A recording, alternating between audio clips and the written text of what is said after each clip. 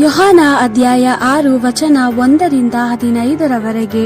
ತರುವಾಯ ಏಸು ಗಲಿಲೆಯ ಸರೋವರವನ್ನು ದಾಟಿ ಆಚೆಯ ದಡಕ್ಕೆ ಹೋದನು. ಅನೇಕ ಜನರು ಏಸುವನ್ನು ಹಿಂಬಾಲಿಸಿದರು, ಏಕೆಂದರೆ ಏಸು ರೋಗಿಗಳನ್ನು ಗುಣಪಡಿಸುವುದರ ಮೂಲಕ ತನ್ನ ಅಧಿಕಾರವನ್ನು ತೋರಿಸಿದನು. ಅವರೆಲ್ಲರೂ ಅದನ್ನು ನೋಡಿದರು. ಆಗ ಏಸು ಬೆಟ್ಟವನ್ನು ಹತ್ತಿ ತನ್ನ ಶಿಷ್ಯರ ಸಂಗಡ ಕುಳಿತುಕೊಂಡನು. ಯೆಹೂದ್ಯರ ಪಸ್ಕ ಹಬ್ಬವು ಬಹು ಸಮೀಪವಾಗಿತ್ತು.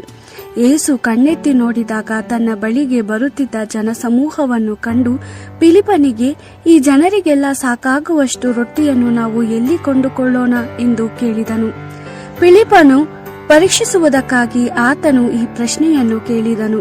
ತಾನು ಮಾಡಲಿದ್ದ ಕಾರ್ಯ ಏಸುವಿಗೆ ಮೊದಲೇ ತಿಳಿದಿತ್ತು.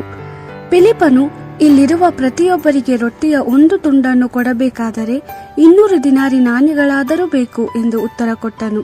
ಅಂದ್ರೆಯನೆಂಬ ಮತ್ತೊಬ್ಬ ಶಿಷ್ಯನು ಅಲ್ಲಿದ್ದನು. ಅಂದ್ರೆಯನು ಸೀಮೋನ್ ಪೇತ್ರನ ಸಹೋದರ.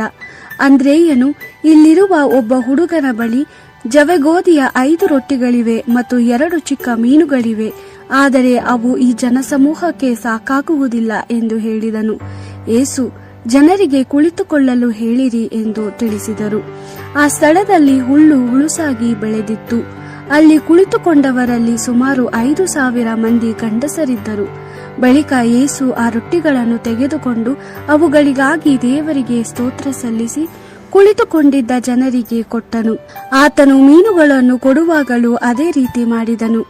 ಎಲ್ಲರೂ ತಮಗೆ ಬೇಕಾದಷ್ಟು ತಿಂದರು.